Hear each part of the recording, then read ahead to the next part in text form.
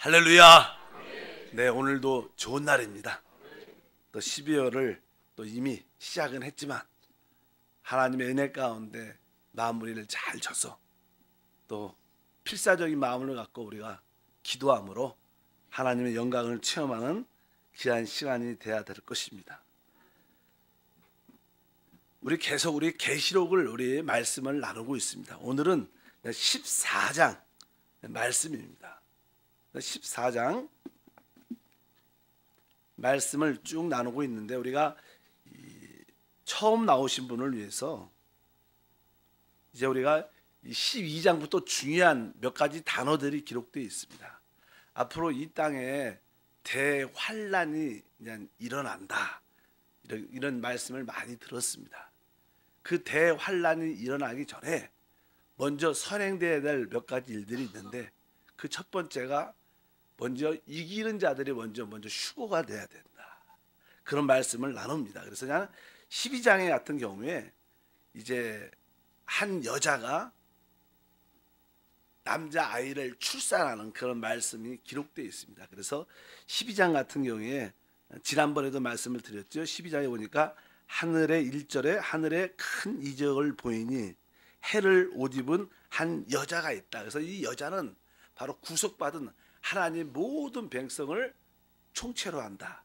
근데 그 여자가 이제 특별히 5절에 보니까 여자가 아들을 낳으니 이는 장차 철장으로 만국을 다스릴 남자라. 그 아이를 하나님 아까 보좌 앞으로 올라가더라. 그래서 이 모든 구속받은 사람들 중에서 특별히 이기고 승리하는 그런 사람들이 먼저 휴거, 하나님 보좌 앞에 휴거가 된 다음에 이제 이 땅에 용이 땅에 떨어짐에 이제 사단의 핍박이 있게 된다, 이런 말씀이 기록되어 있고, 그러면서 이제 이 땅에 대핍박이 일어나기 전에 먼저 사단이 하늘에서 이 땅으로 던져질 것이고, 그 결과 이 땅에는 이제 적그리스도가 나타납니다. 거짓 선지자가 나타난다. 그래서 13장에 보면 1절에 이런 표현이 기록되어 있어요. 1절에 내가 보니 바다에서 한 짐승이 나오는데 뭐 뿔이 여리오, 쭉 여기 기록되어 있습니다. 그러니까 바다에서 한 짐승이 나온다. 그래서 여기에서 나오는 어떤 바다의 의미를 지리상으로 이야기도 했었고, 그래서 여기서 나오는 바다에서 나오는 짐승은 바로 이방인을 의미하고, 특별히 이방인 중에 또 유럽, 뭐 그리스나 아마겟돈이나 그쪽 지역에서 적그리스도가 근원이 발생될 것이다, 이렇게 말씀을 드리고, 그 다음에 11절이죠. 11절에 또 나오는데 내가 봄에 또 다른 짐승이 땅에서 올라오니, 땅에서 올라온다 그러면서 그 땅에서 올라오는 다른 짐승은 거짓 선지자다. 항상 이 사단이 있고 적그리스도가 있고 거짓 선지자가 이제 이 땅을, 특별히 유럽, 또 이게 중동의 지역, 또 아프리카 지역까지 강력하게 장악하는 그러한 역사가 나타날 것이다. 그래서 이 적그리스도와 거짓 선자의 근원에 대한 설명이 쭉 기록되어 있고, 14장을 했죠. 14장에 이제는 주된 이야기인데, 14장에 보게 되면 우리가 4절에 우리가 지난번에도 말씀드렸습니다. 이 사람들은 여자와 더불어 더럽히지 아니하고 순결한 자라, 어린 양이 어디로 인도하든지 따라가는 자며 사람들 가운데 속량을 받아 처음 익은 열매로 하나님과 어린 양 앞에 속한 자들이니. 그래서 여기에 처음 익은 열매, 그래서 아까 남자아이와 처음 익은 열매들이 먼저 이렇게 휴거가 되는 그런 말씀이 기록되어 있다가, 이제 그리고 나서 이 땅에 대환란이 시작된다, 그런 이야기들입니다. 그래서 우리가 여기에 나오는 남자아이, 또 처음 익은 열매, 이기는 자들, 이런 표현들이 성경에 기록되어 있는데, 어찌하든 우리가 믿음으로 이러한 자가 돼야 된다. 뭐 많은 분들은 환란을 통과하는 경우가 많이 있을 겁니다. 그러나 여기 남자아이나 처음 익은 열매들은 이 땅에 일어나는 대환란을 통하지 않고 먼저 하나님께 드림받는 그런 말씀이 쭉 기록되어 있습니다. 그래서 지난번에 14장 이제 처음 익은 열매가 어떠한 사람인가에 대한 말씀을 쭉 나눴습니다. 그리고 나서 이 땅에 대환란 핍박이 이루어지는데, 바로 그것이 바로 3년 반 기간이 될 것이다. 그래서 그 3년 반 동안 어떠한 일들이 일어나냐. 그래서 지난번에 14장에 특별히 14장 8절에 보면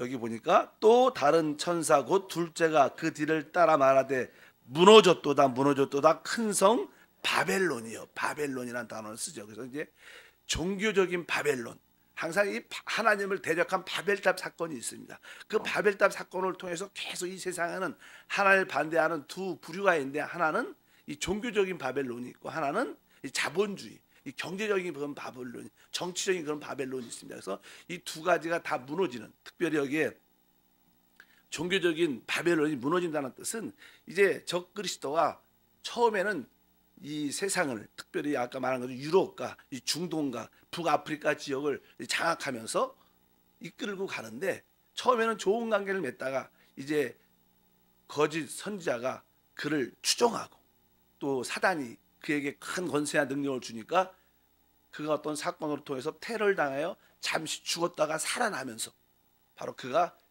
그리스도로, 적그리스도로 나타나게 됩니다. 그럴 때 많은 사람들이 그가 이 땅을 구원할 그리스도라고 믿게 되고, 그러면서 그동안 다른 종교들이 많이 있을 때 종교가 통합되고 특별히 캐톨릭이 강력한 지지를 갖고 있을 때 이제 그 종교를 핍박하는, 그래서 그런 이야기가 쭉 기록되어 있습니다. 그래서 종교적인 바벨론이 멸망했다. 오늘 말씀 기록되어 있죠.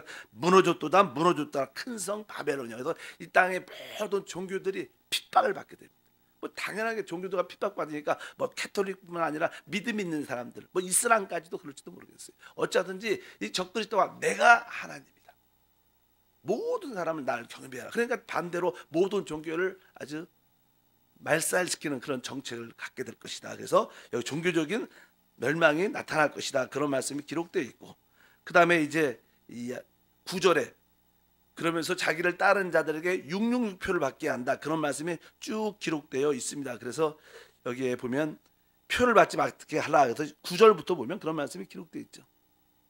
또 다른 천사 곧 셋째가 그 뒤를 따라 큰 음성으로 이르되 만일 누구든지 짐승과 그 우상에게 경배하고 이마에나 손에 표를 받으면, 여기 보면 그도 하나님의 진노의 포도주를 마시게 될 것이다, 이렇게 말씀을 하고, 뒤에 10절 끝에 보니까 불과 유황으로 고난을 받을 것이다, 이렇게 말씀하면서 13장에 666이라는 설명을 하면서 이 짐승의 표를 받지 말라. 그러나 이제 적그리스도를, 이 세상의 지도자를 따르는 모든 사람들은 그를 경배하는 증거로 이 표를 받게 될 것이다, 이런 이야기가 쭉 기록되어 있습니다. 그러니까 우리 믿는 사람들은, 아까 말씀드렸죠, 이기는 사람들은 먼저 이렇게 휴거가 됐죠. 그러나 이 땅에 많은 사람들은 또 남아있을 거예요. 준비되지 못한 사람들은. 그래도 우리는 이 666에 대한, 적그리스도에 대한 그런 이해, 말씀을 들었기 때문에 드디어 성경에서 말하는 그런 말씀이 여기 기록되어 있구나, 우리가 저 짐승의 표를 받으면 안 되는데. 그러니까 많은 믿는 사람들이 그 짐승의 표를 거부하게 되죠. 그러니까 그 대환란 핍박이 우리 믿는 자들에게 강력하게 일어나고, 특별히 유대인과 특별히 우리 믿는 남아있는 사람들에게 어려움이 당해서, 그래서 우리에게 대환란, 대핍박이라고 말합니다. 근데 그때는 유대인과 우리 믿는 사람들, 남아있는 사람들에게 진짜 환란이 되는 거예요. 아니 죽느냐 사느냐의 문제고, 만약에 짐승의 표를 받지 않으면 다 순교할 수밖에 없는 그런 상황이 될 것입니다. 아주 강력한 핍박이 있을 텐데, 그에 대한 이야기가 여기에 쭉 기록되어 있습니다. 그리고 나서 이제 우리 믿는 사람들은 이 땅에서 근신하고 깨어있게 되죠. 야, 우리가 좀 더 잘 믿을 걸, 그러면서 마지막까지 신앙을 지키자, 그러면서 마지막 환란의 어려운 가운데 그들도 이제 하늘로 들림받는, 추수가 되는 그런 이야기가 나는 오늘 하는 주된 이야기입니다. 그래서 이제 오늘 하는 귀한 말씀은 다른 내용이 아니라, 어떻게 이제 우리가 혹시 뭐 성경은 여러 가지 가르침이 있으니까, 우리가 이 땅에 남아 있다면, 우리가 적그리스도를 보게 된다면 우리가 어떻게 견디어야 할 것인가, 그런 말씀에 대한 이해를 우리가 가질 필요가 있습니다. 그래서 우리 나는 13절 보겠습니다. 13절 다 같이 읽겠습니다. 내가 들으니 하늘에서 큰 음성이 나서 이르되 기록하라, 작은 이로 주 안에서 죽는 자들은 복이 있도다 하시매 성령이 이르시되 그러하다, 그들의 수고를 그치고 쉬리니 그들의 행한 일이 따름이라 하더라. 여기 있는 주된 말씀들은 대환란에 많은 사람들이 순교할 거라. 왜? 이 짐승의 표를 받지 않으면 거의 순교를 당할 수 있으니까. 그런데 두려워하지 말라. 자금 이후로 죽는 자들은 복이 있을 것이다. 그리고 하나님께서 그들에게 놀라운 상금을 주신다는 말씀이 쭉 기록되어 있습니다. 그러면서 이제 15절에 보면 이제 수확한다는 휴거, 일반적인 휴거에 대한 이야기가 쭉 기록되어 있습니다. 원래 이제 휴거라는 것은 이 추수한다, 수확한다는 그런 의미를 갖고 있기 때문에 우리가 농사를 만약에 뭐 우리가 쌀도 그렇고 벼도 그렇고 우리 밀도 그렇고 보리도 그렇고 그렇게 농사를 먼저 치면 이제 먼저 익는 곡식이 있어요. 그래서 우리가 아까 처음 익은 열매라고. 나머지들은 나중에 이제 햇빛을 통해서 다 땅이 마르고 이렇게 다 열매를 다 맺고 나중에는 다 추수하죠. 먼저 소득하는 것이고 나머지 전체적인 소득이 있는데 여기서는 두 번째 이제 전체적으로 수확하는 그런 이야기가 기록되어 있습니다. 15절하고 16절 읽겠습니다. 15절부터 또 다른 천사가 성전으로부터 나와서 그 구름 위에 앉아 이를 향하여 큰 음성으로 외쳐 이르되 당신의 낯을 흔들러 거두소서 땅의 곡식이 다 익어 거둘 때가 이르렀습니다 하니 구름 위에 앉으신 이가 낯을 땅에 휘두르매 땅의 곡식이 걷어지니라. 바로 이제 여기에 그냥 성경에 보면 믿는 이들은 밀로 보통 비유를 하죠. 우리 주님도 하나의 밀로 오셨다고 말하죠. 내가 밀이 땅에 떨어져 죽으면 많은 열매를 맺는다. 우리 보통 믿는 사람들은 밀로 비유를 하고요. 이스라엘 유대인들은 바로 무화과 나무로 비유를 합니다. 그리고 성경에 보면 일반적인 믿지 않는 사람들은 이 거짓 포도나무로 비유합니다. 그래서 나중에 보면 뒤에 보면 포도송이를 다 따갖고 포도주를 다 집어넣은 다음에 포도주를 만들려면 다 옛날에는 다 이렇게 안에 들어가서 발로 밟지요. 다 터져버리고 그러니까 그 포도주 붉은 물이 막 흐르면서 그 주변에 그러니까 마지막 그런 대환란과 핍박과 그런 어려움이 있을 것이다. 그래서 우리 믿는 사람들은 밀, 유대인들은 무화과 나무, 또 이방인들 하나님을 대적하는 자들은 거짓 포도송이로 상징을 하는 그런 말씀이 기록되어 있고 여기에 이제 땅의 곡식이 다 익었다. 그래서 낯을 휘둘러. 여기서 뭐 낯이라는 것은 우리가 마태복음에 보면 천사들이 우리를 수확하고 우리를 공중으로 들림받게 하죠. 그래서 이한 이야기가 쭉 여기 기록되어 있습니다. 그러면서 오늘 말씀에 휘둘러 땅의 곡식이 거두어졌다. 그래서 이 기간은 아마 적그리스도가 마지막 3년 반 동안에 강한 핍박을 하고 이 핍박의 마지막 부분에 시간적으로 그렇게 될 것이다. 그래서 그때 보통 우리가 나팔 소리, 뭐 이미 그 전에도 이기는 자들의 그 성령의 음성을 듣게 되지만 대부분 사람들은 뭐 일곱째 나팔, 하나님의 나팔 소리를 부를 때 우리 찬양을 많이 하지만 그때 나팔 소리는 성경을 잘 보면 대부분 이 땅에 남아있는 자들의 휴거되는 그런 하나님의 나팔 소리를 듣게 될 것이다. 그리고 오늘 말씀해 보니까 14절에 인자라고 표현한 인자. 항상 우리 주님께서 인자라고 표현한 그분이 사람의 아들로 이 땅에 오셨습니다. 그래서 그분이 이제는 전에는 첫 번째 익은 곡식을 휴거시킬 때는 이렇게 구름 속에서 자신의 모습을 드러내지 않았습니다. 그러나 16절에 보면 구름 위에 앉으신 이가 이제 구름 위는 다 보인다는 거예요. 이게 공개적인 재림이죠. 그래서 그분은 먼저 비밀스러운 재림을 통해서 이기는 자들을 먼저 휴거한 다음에 두 번째는 이제 마지막 때가 되면 그분은 공개적인 재림이라고 우리가 성경에서 배우고 있습니다. 그래서 그분은 이제 구름 위에 그분이 오시는 모습을 다 지상에서 보게 될 것이다. 그래서 구름 위에 앉으신 이가 낯을 땅에 휘두르며 땅의 곡식이 다 걷어진다. 그러면서 여기 중요한 내용은 바로 그 모든 곡식이 익었다는 사실입니다. 추수의 원칙은 익어야 되는 것이니까.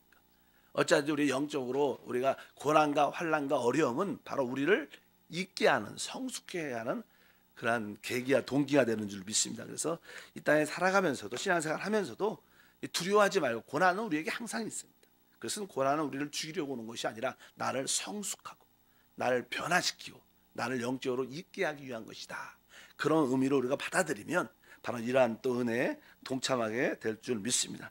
그래서 보면 낯을 후두른다는 말은 아까 말씀드린 것처럼 천사의 의미를 갖고 된다. 그래서 고린도전서나 데살로니가전서에 계속 우리가 너무나 많이 들죠. 바로 우리가 다 잠잘 것이 아니요 마지막 나팔의 순식간에 호련이 다 변화된다.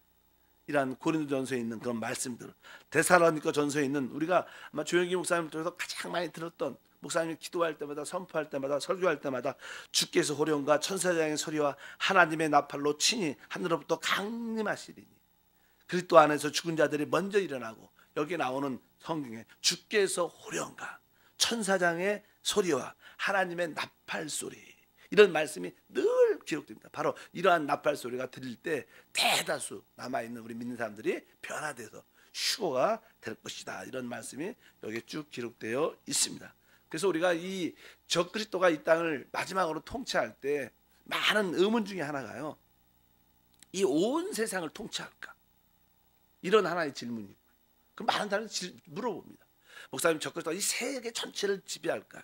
근데 실제로는 그렇지는 않을 겁니다. 보통 우리가 일반적으로 성경은 어떠한 그 당시 하나님의 축복의 땅을 중동으로 중심으로 주로 설명을 쭉 합니다. 그래서 아마 그 로마 제국과 관계가 되는 연륜이니까, 왜 로마 제국의 8번째 황제가 적그리스도입니다.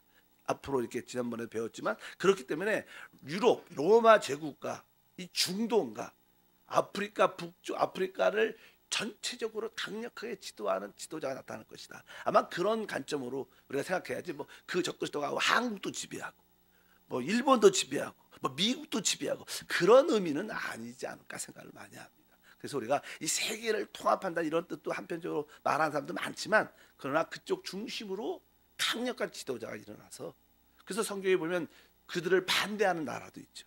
뭐 사실 앞으로 보면 그 나라를 반대하는 나라 중에 하나가 대표적으로 미국이라고 생각을 많이 하죠. 미국이라고 생각을 많이 합니다. 왜? 유대인들 그래도 가장 많이 돕는 나라 중에 하나가 미국이니까, 그래서 미국일 거라 생각을 많이 하는 것처럼, 앞으로 아마겟돈의 뒤에 보면 아마겟돈 전쟁이 나서 이게 모든 것이 끝나는데, 아마겟돈은 성경에 보면 이 북쪽에서 군사들이 내려온다. 그래서 우리가 이 소련, 러시아가 관련돼 있고, 동방에서 이억이라는 군대가 온다. 그래서 아마 동방은 뭐 우리 한국도 포함되어 있지만 중국과 관련된 그 군대가 많으니까. 그리고 하나는 서쪽 유럽에서 이 모든 세 나라가 중심이 돼서 큰 전쟁, 그들이 연합군이 돼갖고 미국이나 이스라엘과 그들을 돕는 나라와 큰 싸움이 일어나서 뭐 그 군대의 3분의 1이 죽는 그런 큰 사건이 일어날 것이다. 이렇게 성경은 우리가 이해를 하는 게 낫습니다. 전체 세계를 적그리스도가 통째로 지배한다, 그런 것은 조금 이해하기가 좀 어려운 것 같고, 아마 그쪽 지역으로. 근데 우리들은 다 보게 될 겁니다. 우리가 한국에 있는 사람들도 딱 보면, 아, 신문에 매스컴에 이런 사건들이 쭉 일어나면 우리 믿는 사람들은, 아, 올 것이 왔구나. 야, 내가 그동안 신앙을 지키지 못했는데, 너무 세상에 연루됐는데, 야, 지금으로부터 우리가 깨어 있어야겠다. 믿음을 지켜야겠다. 아마 그런 경각심을 많이 갖게 될 것이고, 순수하게 믿음으로 승리하는 우리 모두가 될 줄 믿습니다. 꼭 우리가 다 핍박을 받지 않아도 우리는 그런 매스컴을 통해서 다 알 수 있을 것이고, 다시 한번 잘못된 섞여졌던 그런 불순물적인 신앙들이 빠져나가고 참된 믿음으로 이룰 거라고 생각을 많이 합니다. 그래서 오늘 말씀의 핵심적인 내용 중에 하나는, 이 대다수 믿는 사람들, 먼저 휴거되지 못한, 만약에 그런 분들이 우리라면, 우리는 오늘 말씀에 있는 것처럼 우리가 깨어 있어야 될 것이고, 또 고난과 환난, 적그리스도의 핍박을 통해서 우리가 영적으로 익어야 추수될 그런 그릇으로 바뀌어야 될 것이고, 그럴 때 우리는 다시 한번 하나님의 부활의 영광에 참여하게 될 것이다, 이런 뜻을 우리가 가져야 될 줄 믿습니다. 무엇보다도 그런 일들이 일어나기 전에 우리가 먼저 지금 새벽에 나와서 늘 기도하고 영적으로 깨어 있어 이기는 남자아이가 돼야 되고, 처음 익은 열매 되는 거 훨씬 더 중요합니다. 그래서 우리가 이러한 믿음의 꿈을 꾸고 하늘나라를 꿈꾸며 다시 오실 주님을 기다리면서 믿음으로 우리 모두가 살아가야 될 줄 믿습니다. 다시 한번 우리가 그동안 강의했던 남자아이에 대해, 바다에서 올라오는 짐승, 땅에서 올라오는 거짓 선자의 그 유대인의 가론 유다 같은 선지자, 그리고 이 땅의 대부분 핍박을 당하고 짐승의 표를 받지 않는 많은 사람들의 핍박, 특별히 종교적들이 말살되고 우리 믿는 사람들이 어려운 가운데 어려워지는 그런 상황이 올 것이다. 그런 가운데 우리는 영적으로 읽는, 성숙해지는 구원의 반열에 다시 한번 온전히 서게 되는 그런 계기가 될 줄 믿습니다. 그러면서 이 땅을 하나님이 끝내실 것이다, 이렇게 성경은 말합니다. 기도하겠습니다. 하나님 아버지, 감사합니다.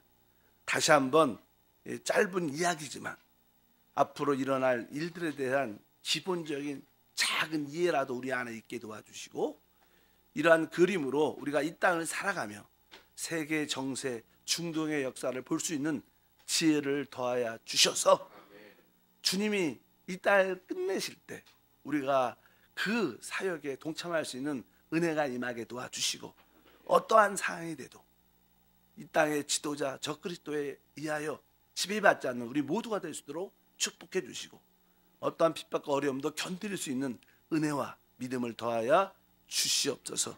오늘도 성령 안에서 부르짖기를 원합니다.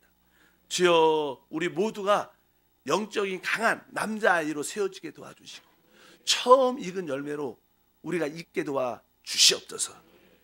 귀한 예물 드린 손길이 있습니다. 주여 응답해 주시고, 특별히 우리 12월 한 달을 잘 마무리지고 또 다음 해를 믿음으로 준비해서 가정의 복음화와 또 우리 지역의 복음화를 이루어낼 수 있는 통로로 우리를 사용해 주시옵소서. 예수 이름으로 기도합나이다. 아멘. 하늘에